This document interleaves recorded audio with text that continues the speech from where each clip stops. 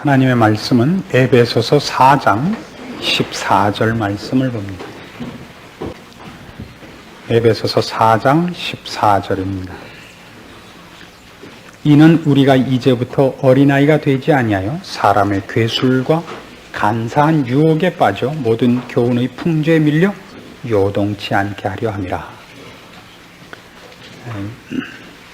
우린 지난 시간에 신자들이 어떻게 어린아이로부터 시작하는가, 그의 신앙생활을 영적인 문제에서는 모두가 다 새롭게 출생해서 영적인 차원에서 어린아이로부터 출발해서 완전한 자의 자리까지 가는 것이기 때문에 세상에서 갖고 있었던 지위나 실력이나 경험들이 도움이 되지 않는다는 것을, 그 도움이 되지 않는다는 것은 연결되지 않는다는 것을 말씀드렸었습니다. 특별히 기억해야 할 것이, 우리들이 보통 갖고 있는 신앙상의 어려운 문제들은 기독교가 이상하기 때문이라든가 하나님이 너무 복잡하셔서라기보다 우리가 어린아이이기 때문에 그렇습니다. 여러분, 예전에 여러분이 어린아이였을 때를 한번 생각해 보십시오. 부모님들 하시는 일이 이해가지 않았던 일들이 있지 않습니까? 부모님들이 자주 쓰시던 말 중에 이런 것이 있었을 겁니다. 넌 아직 몰라. 크면 알게 돼. 그런 말들이 있죠. 그게 그때는 어렸을 때의 마음으로는 그게 뭐 이렇게 단도직입적으로 얘기를 잘라버리면 확실한데, 그걸 어른들은 복잡하게 하죠. 이 결혼식 한다고 청첩장 왔는데 분명히 받아놓고 혀를 끌끌 차면서 이번 달엔 왜 이렇게 결혼들도 많이 해놓고서 나중에 전화를 해서는, 아니 그래 결혼식을 하면서 그래 연락도 안 해? 아니 청첩장이 안 갔어요. 아니 언제 청첩장을 보냈어? 아, 우리나라는 왜 이렇게 우편 배달이 시원치 않아? 아니 엄마 받아자. 가만히 있으라고. 그 뻔한 거짓말을 왜 하는지 나이가 들어보니까 깨우쳤던 일들이 많이 있을 줄로 압니다. 영적인 차원에서 신자들은 보통 어린 아이로부터 그의 신앙생활을 출발하기 때문에 불평과 불만이 처음에 많을 수밖에 없는데, 그것들이 내가 불평과 불만을 갖는 게 정당한 것이 아니라니까, 외부적으로 교회라든가 기독교라든가 이런 데 문제가 있어서라기보다 자기에게 문제가 있어서라는 걸 1차적으로 점검하는 것이 필요하다 그랬습니다. 그래서 그 어린아이이기 때문에 생겨나는 여러 가지 약점들을 살펴보는 중에 여기 지금 에베소 4장 14절에 있는 가장 대표적인 것을 얘기하자면 잘 속는다는 사실을 지적하고 있습니다. 잘 속습니다. 예전에 그 박태선 그 장로가 그 신앙촌을 만들었을 때요, 거기 간 사람들이 설설 믿는 사람들이 가는 거 봤습니까? 제일 열심으로 믿던 사람들이 왔습니다. 그러니까 정확하게 믿은 것은 아니지만 제일 열심을 가졌던 사람들이 거기 뛰어들어갔지, 믿는 둥 마는 둥 하는 사람들, 말하자면 뭐 주일날 한번 교회에 가는 것이 전부였던 사람들은 거기 안 들어갔습니다. 재산 팔아서 바치고 들어간 문제였으니까 말이죠. 그래서 오늘도 우리가 이 어린아이가 갖는 이 속기 쉬운 문제들을 제대로 좀 추적해 보아서 여러분들의 신앙에 말하자면 진일보하는 계기가 되고 여러분 자신을 잘 살펴보는 기회가 되기를 바랍니다. 나도 아직 어린애구나 이렇게 생각하는 것이 사실은 어떤 의미에서 불쾌한 얘기입니다마는, 사도 바울 선생식으로 얘기하자면 만삭되어 나지 못한 자 같은 나에게도 라는 단어를 쓴 걸 보면 우리는 그저 늘 언제나 부족하다, 아직도 어리다 이런 말을 하는 것이 사실은 정확한 것일 겁니다. 가장 재미있는 것은 이 속는 문제에 대하여 여기 이런 표현을 하고 있죠. 사람의 괴술과 간사한 유혹에 빠진다 그럽니다. 이 괴술과 유혹이라는 말을 우리가 먼저 알아야 이게 무슨 뜻인지 알게 됩니다. 괴술이라는 것은 원래 이 단어가 주사위 놀이 하는 데 쓰이는 단어입니다. 주사위 놀이, 여러분 챔프라는 영화를 보신 적이 있습니까? 요즘도 AFKN에 그 애가 나오죠. 우리나라에도 미국 걸로 이렇게 방영되는 걸로 알고 있습니다만, 아빠는 멋쟁이든가요? 리키 슈로더라는 애가 나옵니다. 뭐 그런 사람 이름을 다 외우나 그랬죠. 목사가 이 목회를 하는 데는 별별 걸 다 외워야 된다는 여러분이 간접적으로 이해하셨으면 좋겠습니다. 리키 슈레더라는 그 친구가 주인공으로 나온 그 영화입니다. 챔프라는 영화. 아버지가 부인하고 이혼해서 살아요. 아버지가 하도 도박이 심해서 부인이 드디어 떠났습니다. 아들하고 아버지하고 둘이 사는데, 아버지가 그 노상하는 도박이 그 다이스 던지는 겁니다. 다이스 2개를 던져갖고 높은 거 나오면 먹는 것. 그게 서양에는 굉장히 유명한 겁니다. 우리나라에 섰다라고 생각하면 맞죠. 섰다. 이 사땡이죠. 틀림없이 사땡인데 더 까보니까 빨간색이 섞여 있지 뭐. 그 처절함은 해보지 않은 사람은 모릅니다. 이건 틀림없이 8땡인데, 왜 갈라져 있죠? 그때 그 속상함.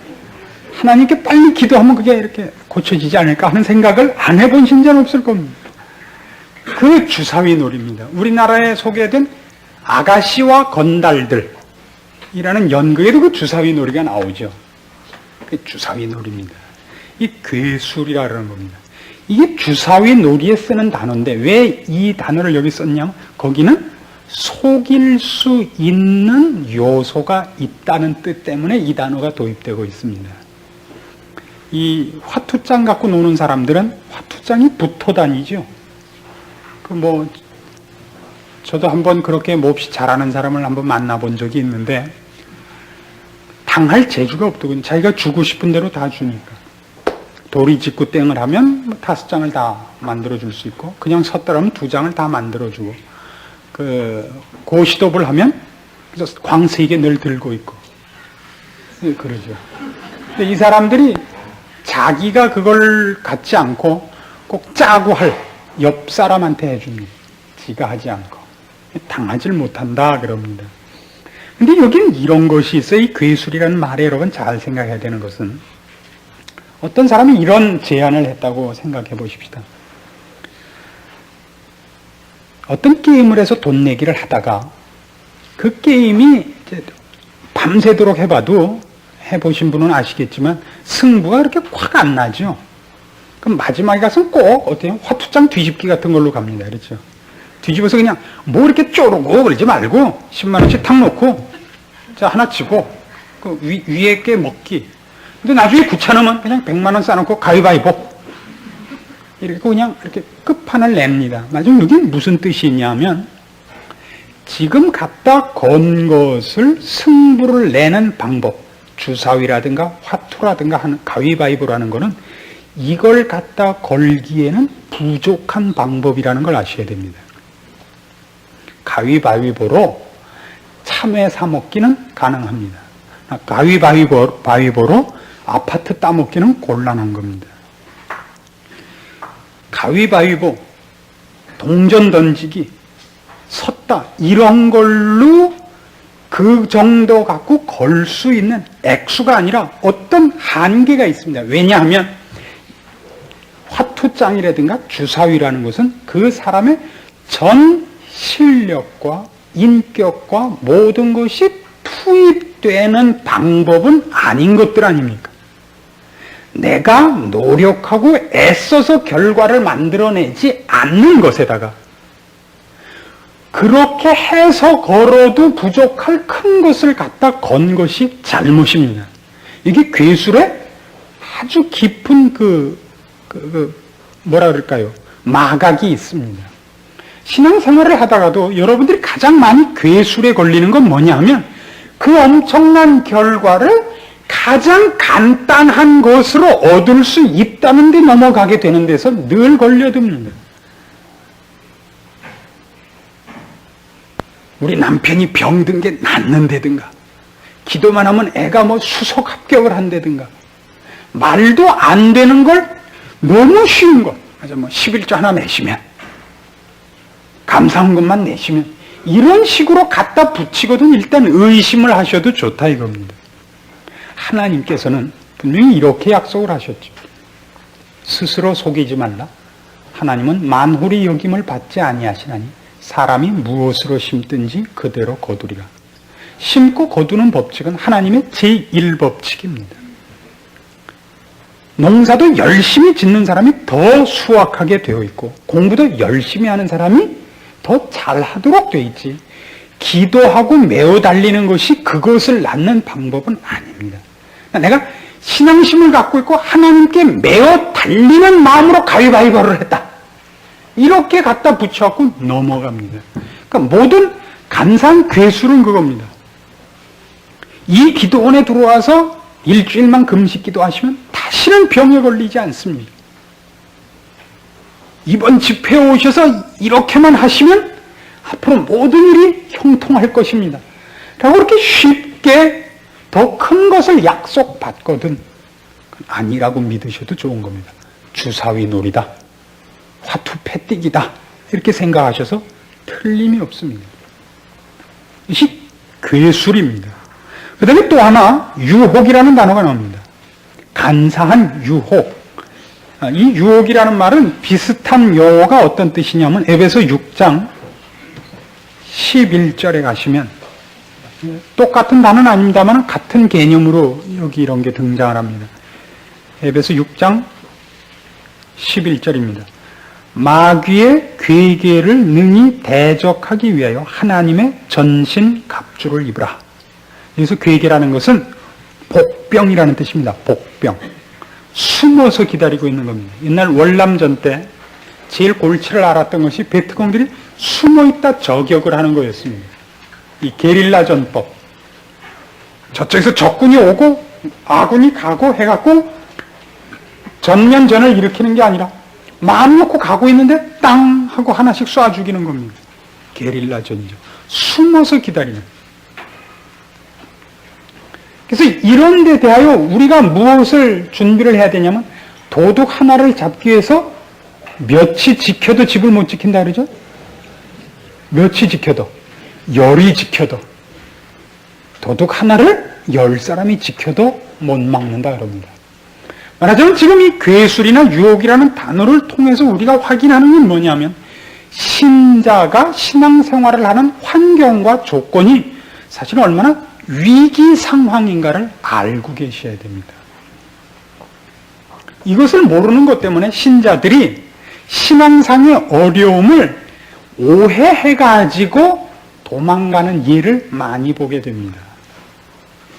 여러분들이 이렇게 교회에 와서 신앙생활을 같이 하면 분명히 도움을 받기를 원했던 사람한테 상처를 받으며 사랑을 주기를 원했던 사람한테 상처를 받는 일을 늘 당할 것입니다.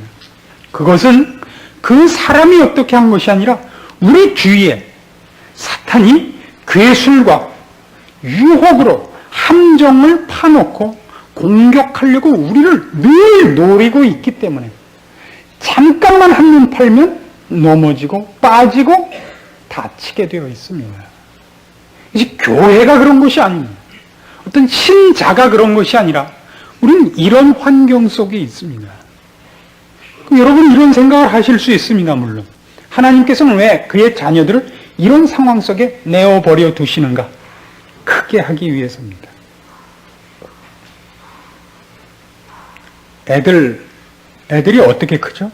기찻길녘 오막살이, 옥수수는 잘도 큰다. 왜 크죠, 옥수수가? 기차가 아무리 시끄럽게 굴어도 옥수수 크는데 전혀 방해가 안 됩니다. 애들은 싸우면서 크고 울면서 크고 다치면서 크지, 우유통 속에 넣어갖고 키우는 걸 봤습니까? 그렇지 않습니다. 기억할 것은 이런 괴술과 유혹이라는 환경과 조건 속에 있어도 우리를 아주 엎드러지게 저들이 하지 못합니다. 하나님은 우리를 지키시며 부모의 눈이 늘 어린애가 어디 갔느냐를 살펴보듯이 지켜보고 계십니다. 젖 먹이는 어미가 그 어린아이를 잊겠느냐? 혹 그 어미는 자기 애를 잊는 수가 있을지라도 나는 그렇지 아니하니라. 여기서 이제 중요한 문제가 하나 파생되는 겁니다. 여러분들이 신앙생활 속에서 하나님이 키우고 싶어 하는 것 중에, 즉 여러분이 겪어야 하고 극복해야 하는 숙제 중에 하나가 이런 일들이 있다는 걸 알아야 됩니다. 그것을 사탄이 누구를 통해서 할지 모릅니다. 쓰이는 본인도 거기에 쓰이고 싶어서 쓰이는 것 아닙니다. 혈기를 부린 것은 그가 아직 신앙적으로 완성되지 못했기에 혈기를 부렸을 겁니다. 그게 누구를 상처 줍니다. 혈기를 부린 자는 혈기를 부린 것으로 인하여 자책감이 생기며 잘못했다고 생각해서 자기를 고쳐나갈 것이며, 그 사람으로 인하여 상처받은 사람은 다 그렇지 뭐, 우리가 믿을 이는 하나님뿐이셔. 저 사람도 나를 죽여갖고 무슨 이익이 있겠나. 이렇게 사람에 대한 실망과 사람에 대한 기대를 초월해서 하나님 앞으로 가는데 도움이 되도록 하나님께서 우리를 간섭하고 있다는 것을 믿으셔야 됩니다. 이런 일들이 얼마나 심각하냐 하면, 즉 교회가 얼마나 이런 심각한 환경 속에 있냐면 이것보다 더 지독스러운 표현들을 많이 하고 있습니다. 마태복음 24장으로 가십시다. 23절부터 봅시다. 마태복음 24장 23절입니다. 그때 사람이 너희에게 말하되 보라 그리스도가 여기 있다 혹 저기 있다 하여도 믿지 말라. 거짓 그리스도들과 거짓 선지자들이 일어나 큰 표적과 기사를 보이어 할 수만 있으면 택하신 자들도 미혹하게 하리라. 보라 내가 너희에게 미리 말하였노라. 재밌는 표현이죠. 주님께서 미리 경고하셨습니다. 뭐가 있을 거라고요? 거짓 그리스도와 거짓 선지자들이 나올 거라고요. 거짓 그리스도 아는 분, 여러분도 한 분 계시죠? 문선명. 거짓 그리스도입니다. 그러면 이빨을 드러내고 싸울 필요 없어요. 문선명만 그냥 길에만 나면 아주 그냥 모강지를 물어서 죽일 거 이렇게 화를 내실 거 없어요. 사탄이 쓰이고 있는 자들입니다. 준비된 불못에 던지워질 것입니다. 우리가 알아야 하는 건 그런 사람들이, 그런 대적들이 없기를 바랄 것이 아니라 그것을 극복할 만한 자리에 가기를 바라야 됩니다. 아유, 우리 학교는 왜 이렇게 공부를 열심히 시키는지 몰라. 우리 선생님이 콱 죽었으면 좋겠어요. 이거는 선생이 잘못하고 있는 게 애가 잘못하고 있는 거예요. 100번 애가 잘못하고 있는 거죠. 선생님이 애들 때리는 게 잘하는 겁니까? 잘못하는 겁니까? 잘하는 거죠. 퍽퍽 패야죠, 그냥 엉덩이살이 문드러지도록 패야 됩니다. 그 외엔 고치지 않습니다. 교회의 가장 큰 그 약점 중에 하나는, 이미 현대교회는 그걸 사용하지 않고 있습니다만, 치리권이 없어진 걸 것입니다. 여기서 쫓으면 다른 데 가면 되니까. 어느 교회나 가서 헌금만 많이 내면 뭐 무조건 오케이니까 간덩이들이 부은 신자들이 많습니다. 이건 안 됩니다, 사실은. 퍽퍽 맞으셔야 됩니다. 그죠? 뭐 이번에도 수양회 갔더니 어떤 분이 저한테 이렇게 물었습니다. 목사님 왜 이렇게 차고 인사를 해도 안 받습니까? 받을만 하지 않아서 그렇죠. 그걸 뭘 물어보십니까? 수준이 안 되는 것 같아요. 인사를 더불어 나눌 만큼 안 돼 있는데 어떻게 인사를. 오늘 밤 또 잠 못 주무실래요? 우리는 사실은 이런 문제에 대해서는 많이 꾸중을 들어야 됩니다. 어린 아이들이 부모님에게 칭찬받는 때가 언제입니까? 너무너무 욕을 먹어서 자살할지도 모른다고 생각했을 때 한 번씩 해주는 거지, 칭찬받을 일 하는 적이 있어요, 애들은 칭찬받을 일 한 적이, 부모를 위해서 한다는 짓이 안 했으면 될 거 해놨죠. 야, 누가 누구 이런 거 하더랬냐? 너 공부나 좀 잘해라. 그게 애들이죠. 뭐 여러분이 꼭 그렇다는 건 아니지만, 그렇다고 아니면 제가 왜 이 설교를 하겠어요? 마태복음 7장에 가면 또 나오죠. 참 많습니다. 기독교인으로서 산다는 것이 얼마나 그 위험 속에 있는가를 여러분이 잘 아셔야 됩니다. 7장 15절입니다. 거짓 선지자들을 삼가라. 양의 옷을 입고 너희에게 나오나 속에는 노략질하는 일이라. 이건 참 같은 목사된 입장에서 참 부끄럽습니다. 목사들 중에는 분명히 거짓 목사들이 있을 수 있다고 성경이 경고하고 있습니다. 자기 배를 채우며 자기 이익을 위하여 양떼를 모으고 있는 이리들이 있습니다. 그래서 그런 때 그 이리가 어떤 양떼를 모으겠습니까? 살찐 양떼만 모으죠. 그렇지 않겠어요? 먹기 좋게 근수 달아봐갖고 사도행전 20장으로 가보십시오. 어디에서나 발견되는 놀라운 경고들입니다. 20장 29절입니다. 사도행전 20장 29절. 내가 떠난 후에 흉악한 이리가 너희에게 들어와서 그 양떼를 아끼지 아니하며 또한 너희 중에서도 제자들을 끌어 자기를 쫓게 하려고 어그러진 말을 하는 사람들이 일어날 줄을 내가 아노라. 어렵습니다. 이 세상을 사는 동안에 하나님 앞에 꼭 기도하셔야 되고, 그리고 늘 감사해야 할 것, 가장 중요한 일 2개가 있습니다. 하나는 배우자 잘 만나는 것, 남편 잘 만나고 아내 잘 만나는 것. 이게 첫째 문제고, 둘째는 교회 잘 만나는 것. 큰일입니다. 그런 그 면에서는 여러분은 2번째 것은 참 잘하셨다고 생각합니다. 이런 말을 다른 사람 같으면 할 수 없지만 제가 진리만을 얘기하는 사람이니까 데살로니가 후서 2장으로 가보실까요? 데살로니가 후서 2장 신약성경 335페이지입니다. 9절 말씀을 봅니다. 악한 자의 임함은 사단의 역사를 따라 모든 능력과 표적과 거짓 기적과 불의의 모든 속임으로 멸망하는 자들에게 임하리니 이는 저희가 진리의 사랑을 받지 아니하여 구원함을 얻지 못함이니라. 잘 보세요. 능력과 표적과 거짓 기적이 있다 그래요. 이 속이는 자들이 대단합니다. 상당히 놀랍습니다. 기독교의 되는 특징을 하나만 뽑으라 할 때 능력을 뽑지 않습니다. 꼭 기억하셔야 됩니다. 기독교 된 가장 큰 핵심, 그럴 때 능력을 뽑지 않습니다.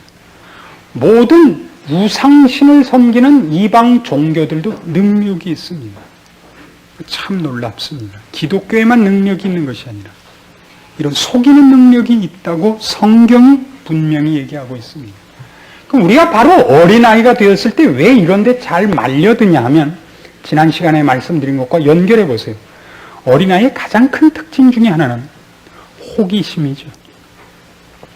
그리고 호기심이 한번 발동하면 말리지를 못합니다. 그러니까 언제나 열심내다 망하는 사람을 여럿 보셨을 겁니다. 순수하죠? 순수합니다. 순수한 것과 무식한 것이 손을 잡으면 말릴 방법이 없습니다. 애들 소풍 가면 언제부터 들떠 있죠? 그 전날 잠자는 거 보셨어요? 애들 소풍 갈 때 물통 주면 갖고 가나요? 도시락 싸주면 갖고 가나요? 안 갖고 가요. 왜요? 지금 배부르니까. 지금 목 안 마르니까. 근데 가면 목마를 줄, 몇 시간 지나지 않아서 배고플 줄 모르죠. 그래서 그냥 어머니가 이거 갖고 가라, 갖고 가라, 일세 갖고 가보라. 엄마 말 들으면 자다가도 떡이 생긴다. 엄마 자다 떡 생기면 먹어봤자 목만 매. 그리고 그냥 가죠. 철 들어야 아는 일들입니다. 그런 어린 아이적 특징이 신앙세계에서도 예외 없이 나타난다고 성경이 얘기하고 있습니다. 그래서 이런 모든 문제에서 가장 큰, 말하자면 관건은 진리와 생명에 대하여 그가 얼마만큼 아느냐의 싸움이라는 것이 가장 큰 관건이 됨을 확인하셔야 됩니다. 그래서 이 말씀을 많이 알아야 된다는 것은 참으로 중요한 문제입니다. 하나님 그런 것 때문에, 이런 이유 때문에 앞에서도 언급한 것 같이 교회 안에 목사를 두시며 교사를 두신다 그럽니다. 말씀을 바로 가르치는 것 같이 교회에서 중요한 일은 없을 것입니다. 가장 중요합니다. 어떤 능력과 기적보다도 말씀이 중요합니다. 그러나 그 말씀이 삶의 힘이 되며 능력을 이루는 원리로 동원되지 않는다면 그건 또 아무 의미도 없겠죠. 우리는 이런 것들을 지금 살펴보면서 이제 이런 결론에 도달해야 됩니다. 이런 일들, 말하자면 거짓 선지자가 나서며 우리를 넘어뜨리려고 하며 우리를 핍박하며 하는 일들이 계획적이고 조직적인 일이라는 걸 아셔야 됩니다. 우연히 생기는 것이 아닙니다. 화를 내되 범죄하지 마라. 굉장한 그 요구입니다. 화를 낼 수 있습니다. 그러나 우리가 분명히 화를 내거나 잘못된 일을 할 때는 사탄에게 이용될 확률이 높아지는 것이 사실입니다.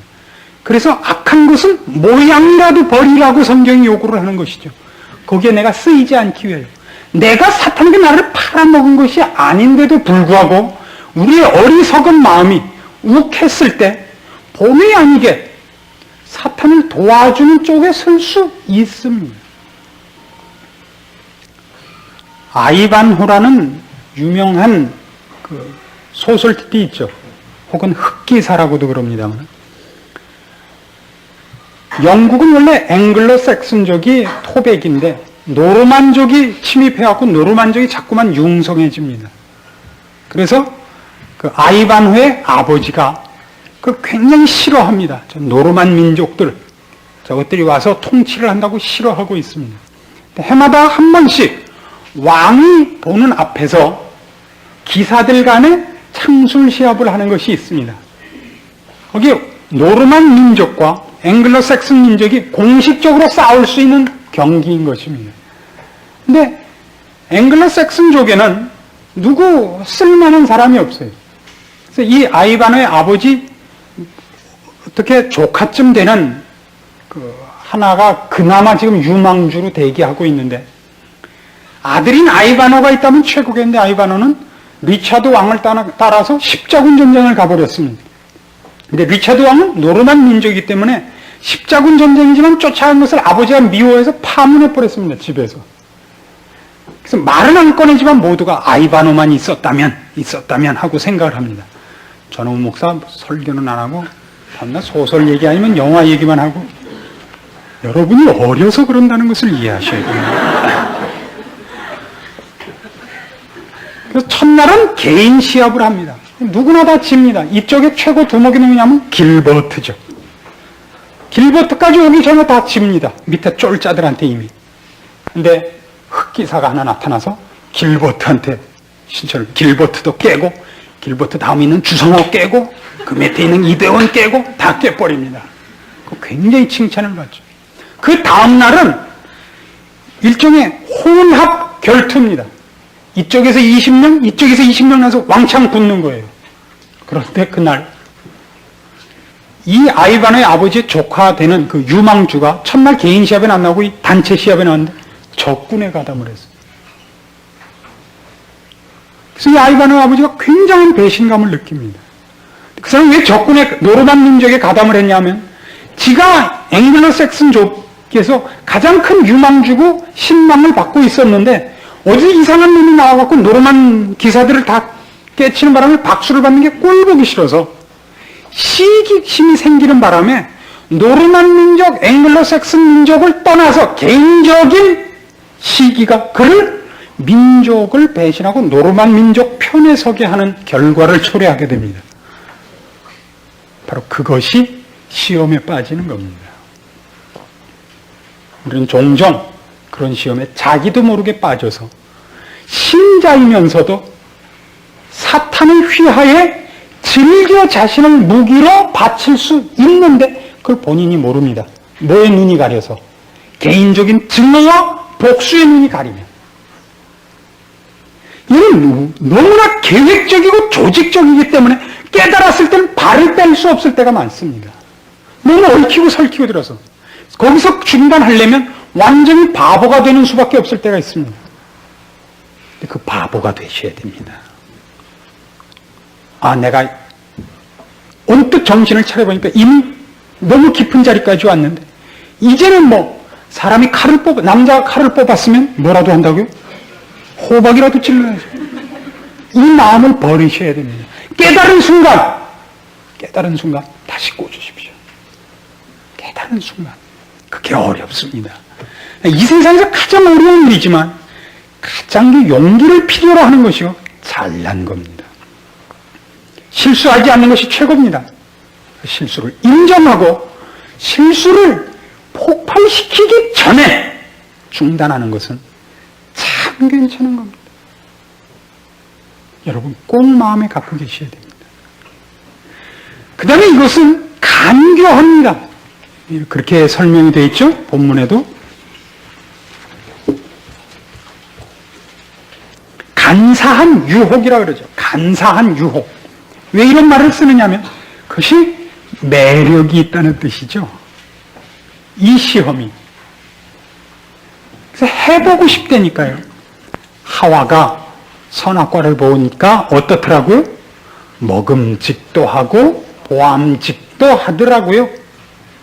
죄를 짓는 것은 그렇게 매력이 있습니다. 산에 올라가서 먹을 거 없을 때 버섯을 따먹을 수 있는데, 그때 버섯을 독버섯인지 아닌지를 가리는 1차적인 방법이 뭐죠? 이쁘면 일단 독버섯이죠. 이쁘면. 참 이상해요. 이쁜 여자 쳐놓고 전 마음씨 좋은 여자를 만나본 적이 없습니다. 이 모든 유혹들이 우리를 어디로 몰고 가는데 초점을 맞추고 있냐면, 예수님이 모든 것의 주인이 되시며 모든 것에 모든 것 되신다는데 흠집을 내는 대로 우리를 유도합니다. 언제나 그것만 살펴보시면 됩니다. 민선명만에도 그거죠. 예수는 와서 사역에 실패를 하고 죽었다 이거죠. 자기가 다시 왔다고. 예수가 형님이고 자기가 동생이었는데 형이 와서 못해서 동생이 와서 하기로 했다고. 이런 식입니다. 예수님은 하나님 되시며 전지전능하신 주관자 되시는데 흠집을 내는 대로 우리를 끌고 갑니다. 하나님이 정말 나를 사랑하실까? 정말 내 기도에 응답하실까? 이러면 정말 나를 사랑한다면 이렇게 나를 인도하실 수 있을까? 흠집을 낸다고요. 그렇지 않습니다. 결국 우리가 살펴봐야 하는 것은 우리 신앙상에 일어나는 대부분의 문제들은 우리가 어리석기 때문에, 어리기 때문에 생긴다는 것을 맨 먼저 생각하곤 하셔야 됩니다. 누가 없다면, 이런 일이 없었다면 이렇게 생각하지 마시고, 어떤 일이 있어도, 어떤 사람을 만나도 하나님의 사람으로 흔들리지 않는 사람이 되기 위하여 오늘 하나님이 나를 훈련시키고 있다는 것을 명심하신다면 우린 더 이상 절망이 없습니다. 한꺼번에 합격점을 받을 생각은 마십시오. 한꺼번에 되지 않습니다. 운동을 해보면 말이죠. 역기 같은 걸 드는데, 제가 잘 아는 분이 처음에 이제 체육관에 운동을 하러 갔더니 그 역기가 생각보다 무겁습니다. 보기는 이렇게 철판 얇은 것 같지만 들어보면 그게 만만치 않아요. 근데 그걸 번쩍번쩍 들더래요. 그래서 자기도 그걸 들려고 그랬더니 코치가 다 빼더래요. 다 빼고 조그만 거 하나만 남기더니 들어보라 그러더래요. 걷더니 들겠더래요. 들 수 있는 한 들어보라 해서 들었더니 한 10번쯤 들었더니 이것도 빼자 그러더니 봉만 들라 그러더래요. 얼마나 자존심 상해요. 그죠? 봉 옆에서 이렇게 돼가지고 이따만한 거 이렇게 들고 있는데 옆에서 이걸 한 사람만이 나중에 이걸 하는 거지 처음부터 이거 하면 그게 부러져 갖고 오는 거죠. 그렇게 시작해야 됩니다. 하나님의 법칙에 딱 하나 어디나 통용되는 것은 단숨에 도달하는 목적지는 없다는 것입니다. 왜냐하면 장소적으로 도착하는 것이 목적이 아니라 그 과정에서 우리를 고치는 것, 우리를 성숙시키는 것이 목적이기 때문에 그렇습니다. 그래서 어떤 일이든지 그것이 운동이든 뭐 예술이든 어떤 일이든지 한 대가를 이룬 사람은 보면, 일가를 이룬 사람은 보면 인격이 벌써 다르다는 걸 늘 발견하게 됩니다. 그렇죠. 여러분의 신앙도 이런 문제들과 비교하면서 우리가 당하는 여러 문제들이 있어서 그것이 누구 때문이기보다 내가 그런 것 하나에도 감당 못하는 어린이구나, 아직도 멀었구나 라고 생각하셔서 크기로 결심하시고 하나님께서 훈련시킨 대로 자꾸 추적하시고 그리고 반복하셔서 콩나물에 물 주면 다 새지만 콩나물이 쑥쑥 자라듯이 여러분이 큰다는 것을 아셔야 됩니다. 설계 들으면 집에 가서 남는 거 하나도 없죠. 그러나 콩나물은 큰다. 멍멍이는 짖어도 경부소는 달린다. 기도하십시다.